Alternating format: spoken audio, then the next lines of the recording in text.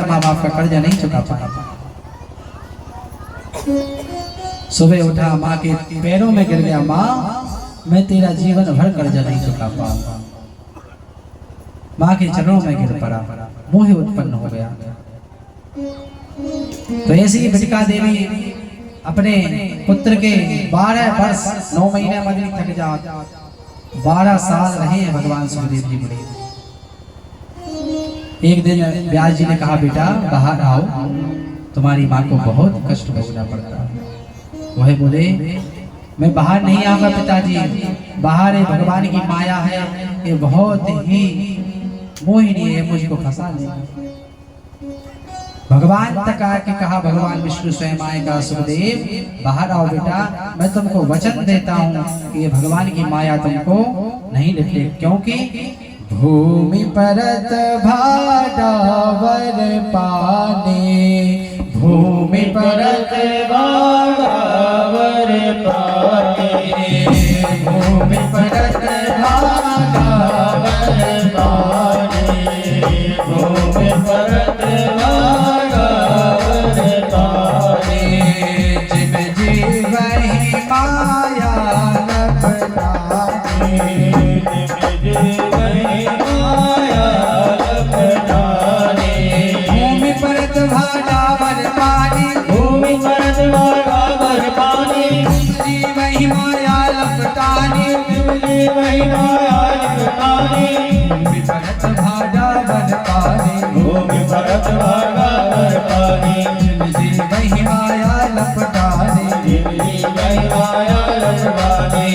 श्री राम जय राम जय जय राम, श्री राम जय राम जय जय राम, श्री राम जय राम जय जय राम, श्री राम जय राम जय जय राम, श्री राम जय राम जय जय राम, श्री राम जय राम जय राम, श्री राम जय राम जय जय राम, श्री राम जय राम जय जय राम। भगवान कहने लगे, सुखदेव भगवान तुम्हारी माया इतनी व्यापनी, जैसे व्यक्ति माँ के गर्भ से बाहर, माँ के गर्भ में लटका क्या कहता है, मैं बाहर जाऊंगा भगवान तुम्हारा भजन करूंगा, कोई मुझे यहाँ से बाहर हेरो, और जैसे ही वहां से बाहर आता है भगवान की माया व्यक्ति को पकड़ लेती है। हर व्यक्ति घर में आस्तुति करता है, गर्भ के इतने कष्ट भोगना पड़ता है। माँ तीखा खा ले, कभी कुछ खा ले, तो बच्चे की जो नरम नरम कोमल काल होती उस पर बहुत कष्ट भोगना पड़ता है महाराज। वहाँ प्रार्थना करता है, भगवान मुझे इस गर्भ से आप बाहर हेरो, मैं संसार में जाऊंगा, आपका भजन करूंगा। आप सब लोगों ने कह के आए भगवान से, उसे ध्यान रखो, इसी के लिए कथाएं होती हैं, इसी के लिए ब्राह्मण संत आपको बार बार अवगत कराते हैं कि आपने ऐसी क्या के आए थे, मैं करो, अपन भूल गए। भगवान ने समझाया, सुखदेव मुनि जी माने, सुखदेव जी का हुआ जन्म यम प्रजन्ते मनपे तमपेत कृत्यम द्वैपायनो बृहदातर्जुवा पुत्रेति तन्मया तया तरवो विनेतुदुस्तं सर्वभूतहृदयं मुनिमानतोऽस्मि। सुखदेव जी का जैसे ही जन्म हुआ, नाड़े सहत, जो नाड़ा नहीं होता बच्चों का लगा हुआ आता है, नाड़े सहत आज भगवान सुखदेव जी मुनि। देखो संतों का और ब्राह्मणों का आगमन, हमने शुरू में आपको बताया कि जब अपने पुण्य और भागवत होते हैं, जब ब्राह्मणों का आगमन और संतों का आगमन होता है, और संतों का आगमन सठ सुध रही सत संगति पाई, संतों का संग ब्राह्मणों का संग में रहकर 60 से 60 व्यक्ति भी भगवान की भक्ति को पा लेता है महाराज। तो गौ ब्राह्मण कन्या संत आपके ऐसे दिव्य आयोजन में आने लगे, तो ये मान के चलो कि हमारा कार्य सफलता की ओर है।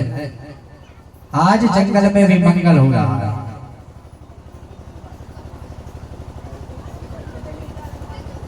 तो देखिए आज सुखदेव मुनि जी जा रहे हैं, नारा लगा हुआ है माँ का, दौड़ते हुए जंगल की ओर भागे जा रहे हैं। वन में पिताजी चिल्लाते कहते हैं पुत्र रुक जाओ, पुत्र रुक जाओ, पर वह नहीं रुकी और बार बार यही कहते हैं कि भूमि परत भाडावर पानी, जिम जीवहि माया लपटानी। कहा प्रभु मैं नहीं रहूंगा इस संसार में, भगवान की माया ऐसी है कि अच्छे अच्छों को नहीं छोड़ती। बताई तो कहें कि संतों का त्याग कैसा होता, ब्राह्मणों का त्याग। हजारों वर्ष तक जब हवन तप करते हैं, जब कहीं जाकर वह शक्ति प्राप्त होती है, इतना त्याग होता है। और अगर धोखे से एक गलती बन जाए तो 100 साल में तुमने भजन करो ना, भाई भूल जाए व्यक्ति। पंडित जी तुमने जब आज उल्टी कह रही तुम तो नीचे उतरो, फिर आदमी ये भूल जाएगा कि मैं 100 साल कितना तप किया, पंडित जी ने कितनी अच्छी ये बात बताई, उसको भूल जाएगा एक शब्द पर। तो संतों में ब्राह्मणों में बड़ा त्याग होता है, ऐसी संत नहीं बन जाते, ऐसी ब्राह्मण नहीं बन जाते। तो जैसे ही सुखदेव मुनि जी आज भागे जाना वन की ओर, पुत्र उसमें चिल्लाते हुए व्यास जी चिल्ला रहे पुत्र रुको, पुत्र रुको। एक जगह देखा कि बहुत सी स्त्रियां एक सरोवर में स्नान कर रही थी। स्नान जब कर रही थी वहां से वेद व्यास जी निकले, सुखदेव जी निकले, आगे पर वेद व्यास जी निकले। सुखदेव जी जब निकले और स्त्रियां स्नान कर रही थी, उन्होंने कुछ नहीं कहा, ये स्त्रियां कौन है, वेदों की संगड़ा आज इस ज्ञान गंगा में स्नान कर रही थी। तो उन्होंने सुखदेव को, क्योंकि सुखदेव क्या परमहंस, संत नहीं, संतों में भी परमहंस हैं, जिनको यही वेद नहीं है कि स्त्री पुरुष के क्या संबंध होते हैं। और जैसे ही वेद व्यास जी आए, उनको देखकर अपना वस्त्र पड़े हुए थे उठाकर ढांकने लगे, अपने शरीर को ढकने लगे महाराज। तो वेद व्यास जी कहने लगे, उन स्त्रियों से पूछा, उन वेदों की संज्ञाओं से पूछा कि अभी मेरा 16 वर्ष का बालक गया है, उसको देखकर तुमने वस्त्र नहीं ढाका, और मैं एक वृद्ध पुरुष को देखकर वस्त्र ढाका। जब उन्होंने वेद व्यास जी का मोह तोड़ा, मोह कैसा तोड़ा, कहा कि आपका बालक तो सुखदेव को यही पता नहीं है महाराज कि स्त्री पुरुष के क्या संबंध होते हैं, वो संत नहीं परमहंस है महाराज। सुखदेव जी को ज्ञान हो गया। पुत्र जो चिल्ला रहे थे लौट कर अपने घर को आए, और वेद व्यास जी घर पर आकर उन्होंने 17 पुराणों का लेखन किया। पर एक दिन बैठे हुए थे, उनका मन बड़ा अशांत था। उसी समय भाग्यवश भगवान नारद जी आ गए। नारद जी आए तो वेद व्यास जी को चिंतित देखा, चिंतित देखकर पूछने लगे, महाराज आप जैसे महान संत जिन्होंने इतने वेद वेदों का अध्ययन किया हो, और ऐसे ज्ञानी पुरुष अगर चिंता में रख संसारी लोग रहे तो ठीक है भैया, ठीक है, पर आप जैसे विद्वान लोग अगर छोटे मोटे व्यक्ति से गलती हो जाए ठीक है, पर बड़े व्यक्ति की गलती अगर कर दे तो मोड़ा मोड़ी अगर गलती कर दे और होते ही गलती, छोटे छोटे में माता की जान जो नहीं करना चाहिए वो कर दिया, माता ने साफ कर दिया। अगर वही गलती कोई बड़ा व्यक्ति करे तो आप तो ऐसे महान संत होते हुए भी आप आज आपका इस प्रकार से बैठे, जिस प्रकार के कंजूस व्यक्ति का कोई अगर धन हरण कर ले, वैश्य हो बनिया, और उसका कोई अगर धन हरण कर ले, कहीं तो ऐसे कंजूस हो कहो तो अटैक आ जाए, कहीं तो ऐसे होते मैंने अटैक आ जाते हैं धन के लोग में।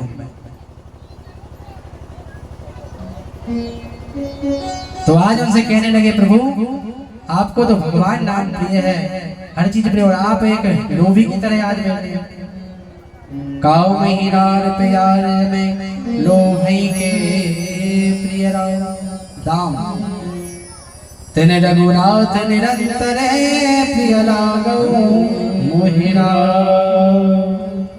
कहा आप इतना भजन करने वाले और आपको भगवान का नाम प्रिय नहीं लग रहा, और ऐसे बैठे हैं जैसे कोई कंजूस व्यक्ति का किसी ने धन हरण कर लिया। वह कहने लगे, महाराज मैंने आज 17 पुराण लिखे, पर मेरे मन को शांति नहीं। उन्होंने कहा नारद जी ने, आपने वेद तो लिखा, श्लोकों में आपने इतनी कर दी, इसकी हिंदी अनुवाद करो, सत्संग करो। इसका जब तक सत्संग नहीं होगा, लोगों तक यह नहीं जाएगी, जब तक शांति कहाँ मिलेगा। आप कोई शांति नहीं देते पड़ेगा तो उसको कैसे शांति आएगी।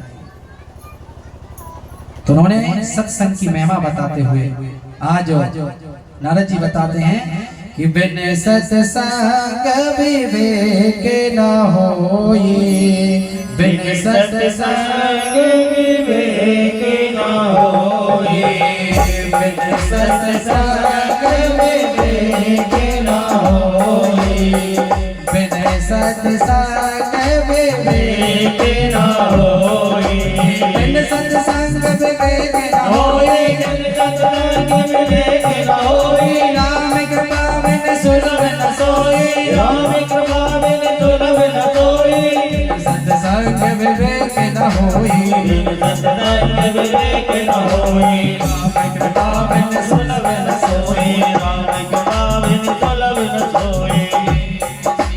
जय राम जय जय राम, श्री राम जय राम जय जय राम, श्री राम जय राम जय जय राम, श्री राम जय राम जय जय राम, श्री राम जय राम जय जय राम, श्री राम जय राम जय जय राम, श्री राम जय राम जय जय राम, श्री राम जय राम जय जय राम, श्री राम जय राम जय जय राम, श्री राम जय राम जय जय राम। तो आज सत्संग की महिमा बताई कि आपने वेद वेदांत तो लगे पर सत्संग नहीं किया, और सत्संग की महिमा बताते हुए आज वो कहते हैं, और बड़े भाग हैं।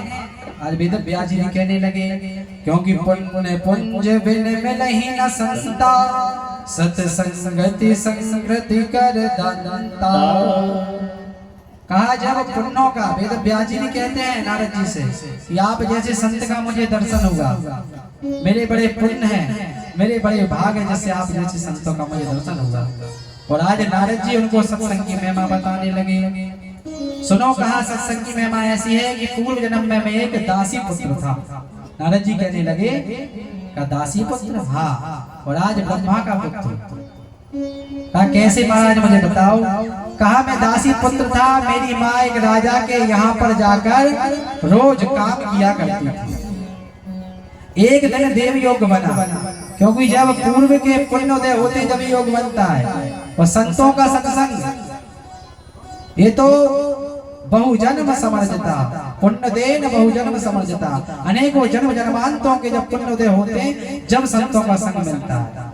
देव योग बना, संत हमारे गांव में आए, संतों की जमात आई।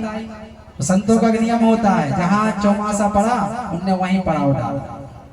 तो आज हमारे नगर में संत आए, चौमासा प्रारंभ हो चुका था, वर्षा ऋतु आ चुकी थी। संतों ने राजा के यहाँ पर जाकर चौमासा बिताने लगे। तो देव योग से राजा ने मेरी माँ की और मेरी सेवा उन संतों में लगा दी। उन संतों के दिन में रहने लगा, संतों के साथ मेरी माँ उनकी सेवा करती। शाम को मैं उनके पैर डालता, उनको फूल लाता, कहीं बेलपत्री ले आता। इस प्रकार संतों की मैं टहल करने लगा। टहल करते करते महाराज बहुत दिन व्यतीत हो गए, संतों में मेरा स्नेह प्रेम होने लगा। इतना स्नेह हो गया कि उनके बिना मेरा रहना मुश्किल हो गया। और मैं खाता भी क्या था, देखो अन्न का भी बड़ा महत्व है।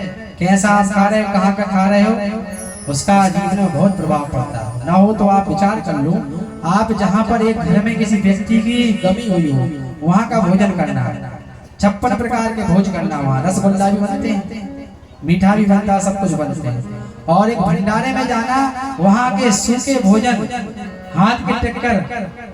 ना हो तो आप कभी पासी घाट जाना, पासी घाट वाले दादाजी के मंदिर में, वहाँ के भोज का स्वाद सीखना।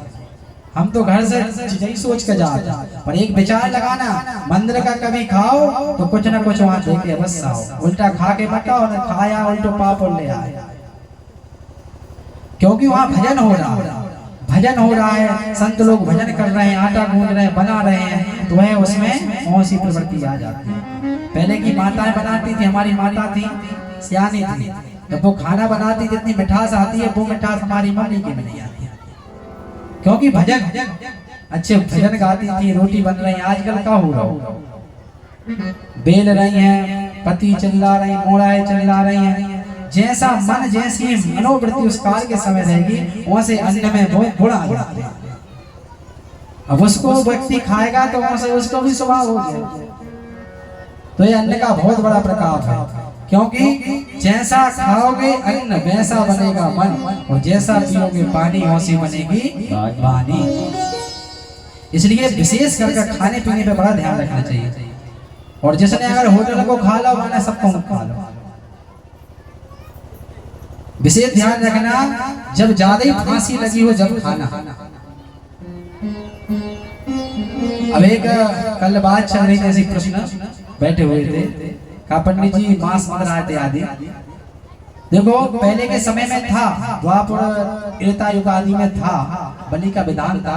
पहले के राजा महाराजा बलिदान करते थे, पर कलयुग में जीव हिंसा परमो धर्म, जीव की रक्षा करना ही सबसे बड़ा धर्म है। जो समय चल रहा है, जिसके शासन में तुम रह रहे हो, जिसके दवारे में हो आप, जिसके राज्य में रह रहे हो, उसकी अगर नियम का पालन नहीं करोगे तो कैसे काम चलेगा। तो यह समय चल रहा है कलयुग के। इसमें बताए जुआ मत खेलो, मदरा पान मत करो, स्त्री गमन मत करो, व्यास्यों के पास मत जाओ, धन को ज्यादा इकट्ठा मत करो। पर अपन कहाँ मांग रहे हैं, इतना धन इकट्ठा कर रहा है, चार्ज समझ लो। जिसलिए अपन को नहीं किया है, इसमें कलयुग का वास है। और अपन भाई जबरदस्ती बिठा रहा हूँ, तो बैठ जा। अगर मोड़ा मोड़ी है, छोटी से में तुम गलती करके सिर पर बिठा लो, बड़े होकर उत्पाद कर। इसलिए जब जैसा मौका हो उसको संस्कार देना चाहिए। तो कलयुग के नियम है, उसके आचरणबद्ध होना चाहिए। तो जीव हिंसा नहीं करना चाहिए, क्योंकि कलयुग में विधान है। हाँ, एक जगह कहा गया है कि अगर तुम्हारे प्राणों की रक्षा हो रही हो, अगर आपके प्राणों की रक्षा हो रही हो और आपके प्राण अगर संकट में हो और आप कहीं फंसे हुए हो, अगर जीव को मारकर आपका भरण पोषण हो रहा तो कर लो। पर कब? जब तुम्हारे प्राण हीट रहे हो। अब तो प्राण नहीं हीट रहे तो दूसरे के प्राण हीट रहे। प्राणों की रक्षा के लिए कहा गया है। और पहले विधान था, पर आज के युग में विधान नहीं। बलि का बता, नींबू चढ़ा दो, नारियल फोड़ दो, सिंदूर लगा के, वो भी बलि है, वो भी बलि का रूप है। तो बलि निषेध है, जिसके राज्य में जहां पर है उसका पालन अवश्य करो। तो आज उन संतों का जो जूठा बचता था, उसको देव ऋषि नारद जी वेद व्यास जी को बता रहे हैं कि उनकी जूठी पत्रों का जो भोज बचता था, उनकी सेवा करो, जो बचे उनका इकट्ठा करके मैं खाता था। उन संतों का जूठन खाने से मेरी बुद्धि में इतनी प्रवृत्ति आ गई, क्योंकि जैसे लोगों में तुम बैठोगे उठोगे, क्योंकि संगत से गुण याद है और संगत से गुण जान। लोहा लगा जहाज में, पानी में उतरे। इस सत्संग का प्रभाव है, इसलिए अच्छे लोगों में बैठना चाहिए। नाव में लाखों कीलें होती हैं, आप कील पानी में एक डाल दो डूब जाए। नाव में लाखों टुकड़ी, पर उसने सत्संग मौसा किया। कल हम आपको सत्संग की महिमा बताएंगे, एक तोते की कथा। अब कथा को आगे बढ़ाएं। तो नारद जी ने वैसा झूठा भोजन खाया। भोजन का बड़ा महत्व है, भोजन को बड़े सोच विचार के करना चाहिए। जीव को इतनी भी लपचटी मत बनाओ कि चाहे जहां देखे भैया खा लो। शुद्धता देखो, जैसा तुम खाओगे उससे तुम्हारा खून बनेगा, मांसपेशियों में वही जाएगा, वहां से तुम्हारा बनेगा मन, विचार बनेंगे। अब कहे गुरु जी पूजा में बैठे थे, मन कपट कहाँ जा रहा, विचार नहीं, कहाँ से बस है। तुमने उल्टी सीधी चीजें खा पी कर बैठे हो। चाहे जहाँ जब भी भोजन करो तो शुद्धता से होना चाहिए। घर में खाना बने वो भी शुद्धता से। नहाए धोए नहीं, किचन में घुस गए। अब तो पहले अन्नपूर्णा पीठ होता है, अन्नपूर्णा ग्रह, अब बन गई किचन। किचन को मतलब जहाँ ज्यादा कीचा हो, अटरम सटरम फैलो हो, जूठे रखे हैं रात के बर्तन, अन्न धरो आटो को, जो ऐसी कीचा मच रही हो, बाप नाम है किचन। आज के समय का के तुम किचन सही करवा किचन ही बनाइए। जबकि अग्निदेव प्रत्यक्ष रूप में विराजमान होते हैं, वहाँ अन्नपूर्णा माता का ध्यान करना चाहिए। बिना नहाए में कभी अपने अन्नपूर्णा पीठ में नहीं जाना चाहिए, अपने भोजन गृह में कभी नहीं जाओगे। विशेष ध्यान रखें, कितना तुम अरबोपति हो जाओ लखपति, पर अपने घर की जो खाना बनाने की रीति है वो कभी किसी को मत सौंपना। और जितना काम रखे अपनी सेवा करवा ले, पोछा लगवा ले, पर जो अपना घर का जो मेन है अन्नपूर्णा का, उसमें कभी बाहर व्यक्ति को पैर भी न पड़े। आजकल तो आदमी इतने पैसा वाले हो गए कि खाना वाली भी लग नहीं मिलना। अब कैसी बना रहे, कैसी नहा धो के आ रहे, कैसे मन से बना रहे, क्योंकि खान पीने का बहुत बड़ा नियम है।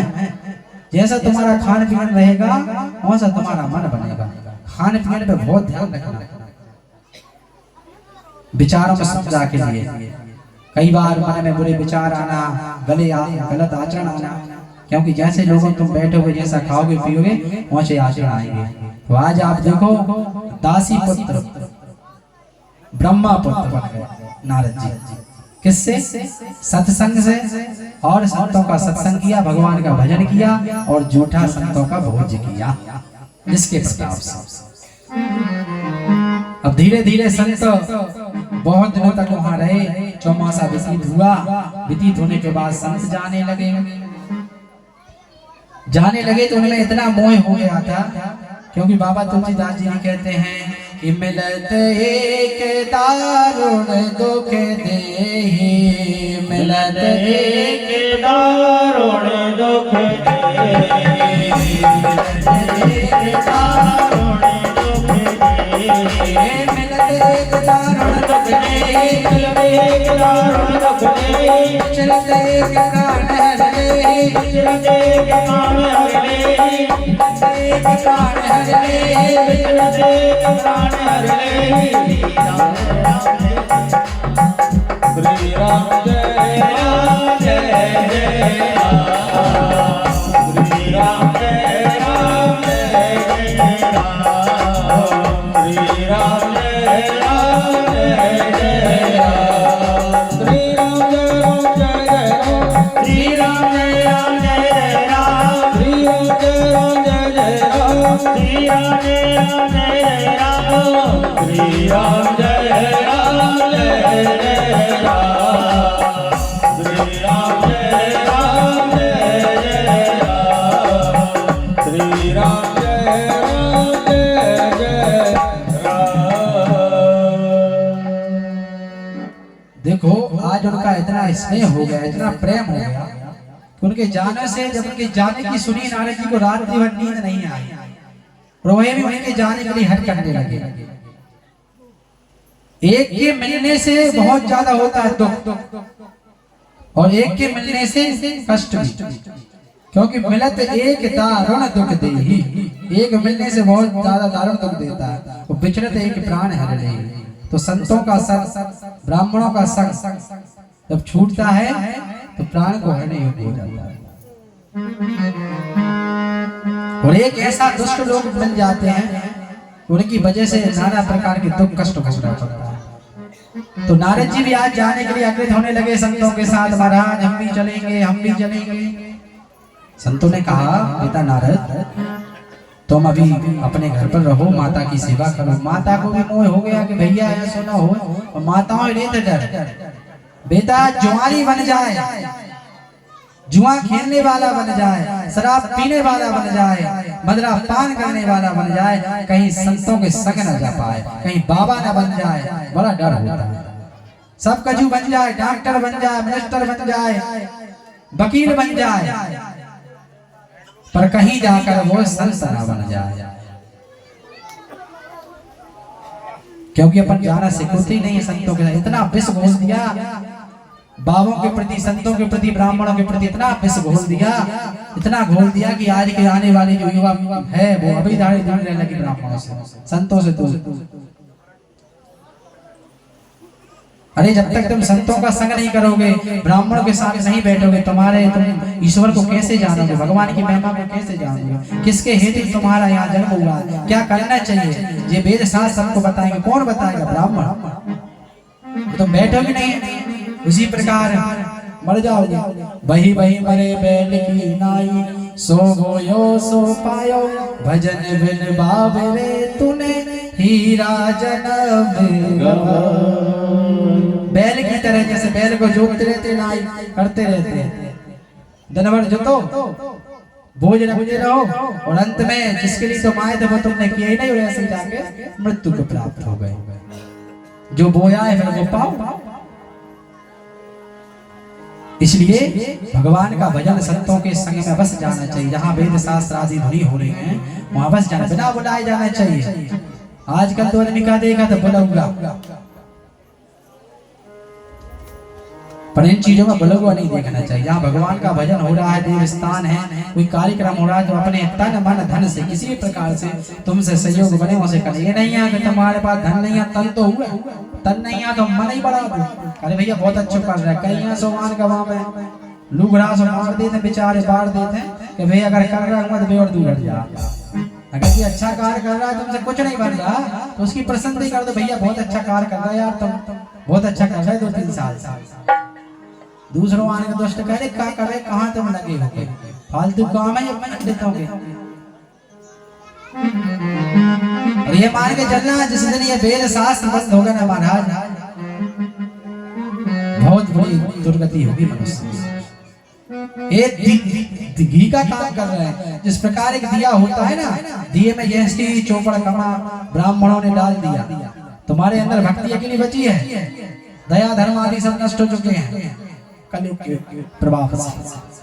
उस भक्ति को बढ़ाए रखो। इसलिए यह संत ग्रंथ कथाएं हो रही हैं, ब्राह्मण बार बार आपको बता रहे हैं कि दिया कहीं शांत ना हो जाए। अगर भक्ति का दिया और शांत हो गया तो सब बेकार घोर कलयुग आ जाएगा। तो आज संत लोग जाने लगे, नारद जी ने हट किया, कहा बेटा माँ की सेवा करो। माँ ने भी कहा कहीं ऐसा ना हो मेरे बाबा मेरे संतों को ले जाएं। उन्होंने बहुत ज्यादा मोह हुआ, पर उन्होंने एक मंत्र दिया कि इस मंत्र का तुम जाप करना। और मंत्र दिया ओम नमो भगवते वासुदेवाय नमः। यह मंत्र दिया का इसका तुम उच्चारण करो, और जब तुम्हारी मां न रहे, जब देखा जाएगा बढ़िया जाकर वन में भजन करना तब करना। अब वो भगवान का रोज भजन करें और भगवान से क्या है ऐसा बेटा होगा, ये कहे कि भगवान मेरी माँ है झंडी दो, रोज भगवान का पूजन करें, भगवान लड्डू गोपाले नहाए चंदन लगाए, जी कहे मैंने भगवान मेरी माँ को झंडी दो। पर इसके लिए कह रहे हैं कि मैं भजन करूं, जिसके लिए मैं संसार में आया हूं वो करूं, इसके लिए मन में भाव। आजकल तो जा सके झल्ली चले जाते तो बच्चा भी हमारे हाथ में आ जाते, अब जा सोच लगे दाऊ बद्दा झल्ली चले जाए तो बच्चा भी हमारे हाथ में आ जाए। मात पिता की सेवा देखो, संतों ने कितनी अच्छी शिक्षा दी, पहले मात पिता की सेवा करो, संत बनने से भी नहीं है। इस संतन के संग लागे रे तेरी अच्छी बनेगी, संतन के संग लागे रे तेरी अच्छी बनेगी, संतन के संग लागे रे तेरी अच्छी बनेगी, संतन के संग लागे रे तेरी अच्छी बनेगी, संतन के संग लागे रे तेरी अच्छी बनेगी, अच्छी बनेगी तेरी अच्छी बनेगी, अच्छी बनेगी तेरी अच्छी बनेगी, अच्छी बनेगी तेरी अच्छी बनेगी, अच्छी बनेगी तेरी अच्छी बनेगी, जाग सके तो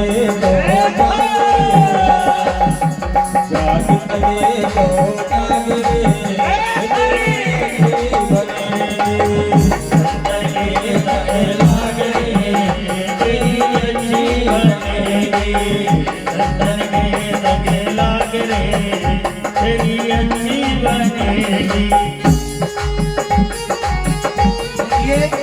अभी आपको समय मिला है तो अभी जाग सको तो जाग लो, क्योंकि आप विषय मोहिका में बहुत सोच हो, इसलिए ये सत्संग करने का आपको सब अवसर मिल रहा है, तो सत्संग कर लो, ये हमने तुम्हें कथा को सुन लो। इसलिए कह रहे हैं कि जाग सके तो जाग लो।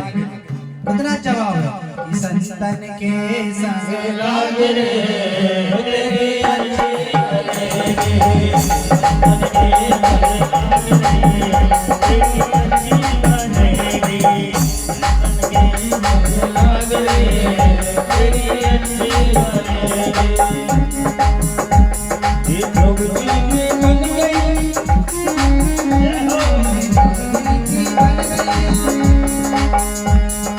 ध्रुव जी की बन गई, लाल जी की बन गई, ध्रुव जी की बन गई, लाल जी की बन गई, ध्रुव जी की बन गई, लाल जी की बन गई। हरि कीर्तन में लाग रे, जय हो कीर्तन में लाग रे, तेरी अच्छी बनेगी। तेरी अच्छी बनेगी।